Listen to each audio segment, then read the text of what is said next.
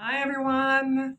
I want to talk about this week and all the adventures I've had this week with the people I've met, and the interactions that I've actually had with some people on the street. So, I just met a friend who's non binary, and we were talking about what labels mean and how labels could be something that's problematic for a lot of people. Like, some people do not really like labels, other people see it as a way to box people in and not really let them grow beyond what exists within certain labels, right? So, this could be very problematic. So my friend does not like labels.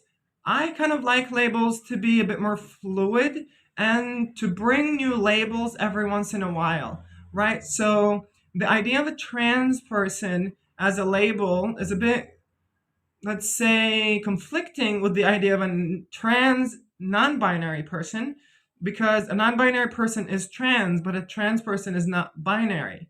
But a non-binary person can be trans alone, and a trans person, trans woman, trans man can be also trans alone as a title, right? So this is a bit confusing.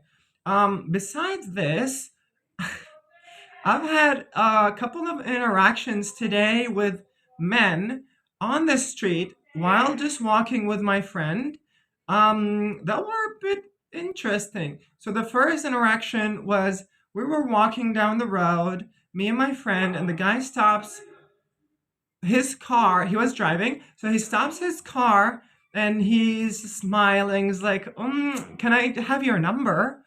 And my friend instantly says, just no, and we walk away, which I really appreciate because I don't know what I would have done in that scenario alone. I don't like people to be upset or mad, so maybe I would have given him my number and then I would have regretted it. And he's not my type, right? But then it's a bit creepy for me in that sense of parking your car in the middle of a road, asking for the number. I don't know. I find it a bit weird. It's not bad, I guess, but like maybe in a bar so we can talk a little bit. I mean, maybe you look at me, you think, oh, cute, let me ask this person for their number. But you don't really know what's happening, right? So the physical can be a bit scary if you do not know what you're getting yourself into. The second interaction is actually a little bit funny because I was walking also back home just recently, and a guy on a motorbike just crossed the street going that direction, and I was walking the other direction. So 5 minutes later, he comes, parks right in front of me, and asks me, "Excuse me, do you know where I can find a massage place?" And I'm like, I don't know, maybe like around. He's like, it's not just any type of massage. It's one of those like sensual massages. Do you know? Do you know?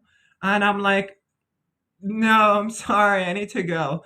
Right? So this is a bit of a less direct approach to tell me that you're interested in me, I guess. I kind of got the sign of what this could mean, but also no, right? So it would have been nice is like saying or complimenting me for something and being a bit more direct.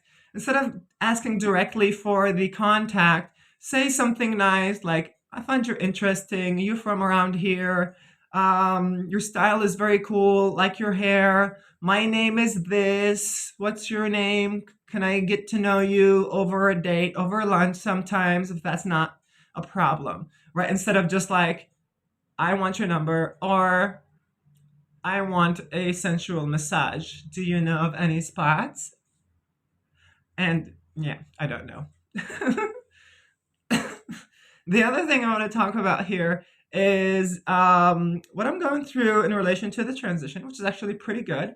I've had a pretty cute day yesterday, pretty cool hair day. My hair is not the best today, but I'm not complaining. It's growing super quick. I don't know if it's too quick, but it's actually longer than it looks because it's curly.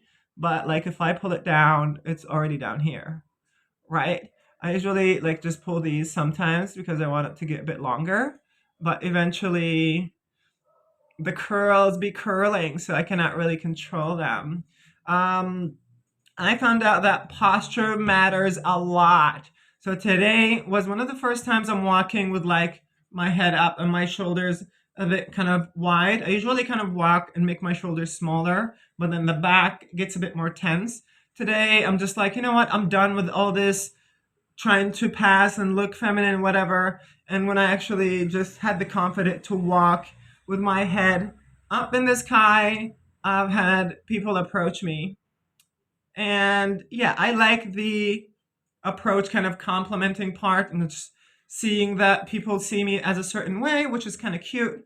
On the other hand, I also realized that it's not really about how small your shoulder is. So what I'm actually working on is expanding myself upwards, which later makes my shoulders look smaller because instead of me cramping everything here, this is like smaller area. But if I stretch myself out, it doesn't look like it's big shoulders. Isn't that cute?